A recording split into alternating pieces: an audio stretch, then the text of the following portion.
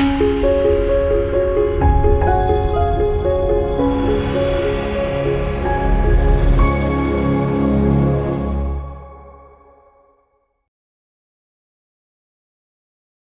మాత్రం. నేను మీ జర్నలిస్ట్ నవత.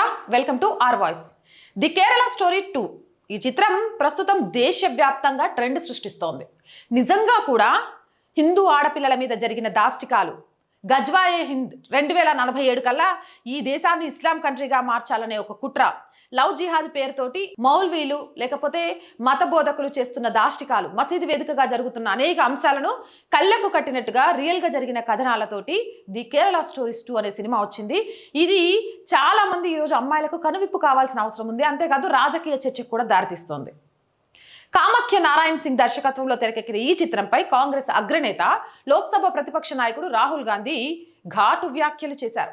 ఈ సినిమాను చూసేందుకు ప్రేక్షకులు ఎవరూ ఆసక్తి చూపడం లేదని, ఇది కేవలం విద్వేషాన్ని పెంచే సాధనంగా మారిందని ఆయన విమర్శించారు. సార్ ఏమో చెప్పిండ్రు, మళ్ళా చెప్పండి. ఈ సినిమాను చూడడానికి ఎవ్వరూ ఆసక్తి చూపట్లేదా? నేనే 3 సార్లు చూసిన. అసలు థియేటర్కి వెళ్ళిండ్రా మీరు? థియేటర్లో ఎన్ని సీట్లు ఖాళీ ఉన్నాయి, ఎంతమంది ప్రేక్షకులు వస్తారు? మీకు ఆసక్తికరమైన విషయం చెప్పనా, ఇది ఇంటర్మీడియట్ 10th క్లాస్ ఎగ్జామ్స్ జరిగే టైం అయినా ఈ సినిమాకి బొచ్చని మంది వస్తారు. చూడకుండా మాట్లాడటం మొదటి తప్పైతే, ఇంకోటి ఏంటి, కేవలం విద్వేషాన్ని పెంచే సాధనమా? విద్వేషాన్ని ఎవరు పెంచుతున్నారు సార్? ప్యాంట్ ఇప్పి చూయించి నీకు కల్మా చదవడం వచ్చా రాదా అని తెలుసుకొని చంపేసినప్పుడు విద్వేషాన్ని రెచ్చగొట్టినట్టు కనబడలే నీకు? కనబడలేదా సార్? కాషాయ తాడు చేతుకు కట్టుకొని దాడులు చేసి హిందూ ఉగ్రవాది అని సృష్టించడానికి ప్రయత్నం చేసినప్పుడు కసబ్లాంటోడి విషయంలో విద్వేషం కనబడలే? నిజాలను నిర్భయంగా చూపిస్తేనే నీకు విద్వేషం కనిపిస్తోందా?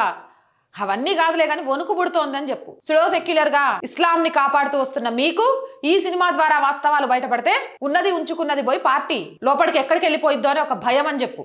అందుకే సినిమాను చూడకుండానే కామెంట్ చేసేస్తున్నానని చెప్పు. ఇది నీదే కాదు, ది కేరళ స్టోరీ 2 చిత్రానికి బీజేపీ ఎంపీ మనోజ్ తివారీ భార్య సురభి తివారీ మద్దతుగా నిలిచారు. ఏఎన్ఐ వార్తా సంస్థతో మాట్లాడారు. లోకం అన్న తర్వాత రకరకాల మాటలు వినిపిస్తూనే ఉంటాయి. ఇంటి వద్ద కూర్చొని విమర్శలు చేసే కంటే థియేటర్కి వెళ్ళి సినిమా చూడమని కోరుతున్నాను. ఆ తర్వాత ఇది ప్రచార చిత్రమా లేక సమాజానికి అద్దం పట్టే వాస్తవమా అనేది అర్థమవుతుందని చెప్పారు. హిందూ అమ్మాయిలు ఎదుర్కొంటున్న వేధింపులకు ఇది నిదర్శనం.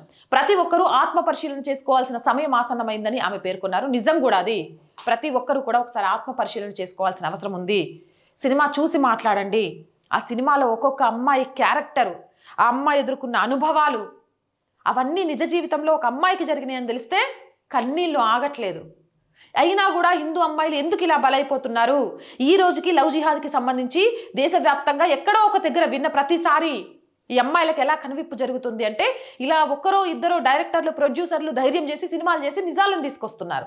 దాన్ని ఒప్పుకోవడం చేతగాక నోటికొచ్చినట్టు కారుకూతలు చూస్తే ఎవ్వరు చూస్తూ ఊరుకోరు సార్. అయినా మీ కాంగ్రెస్ పార్టీకి సంబంధించి కింద పడేయడానికి ఎవ్వరూ అవసరం లేదు. రాహుల్ గాంధీ వ్యాఖ్యలు చాలు, అందుకే మేము పప్పు అంటామని చాలామంది అంటే ఏమో అనుకున్నా, కానీ ఇది చూస్తుంటే అది నిజమేమోనే అని అనిపిస్తోంది. మరి మీరేమంటారు? మీ అభిప్రాయం ఏంటి?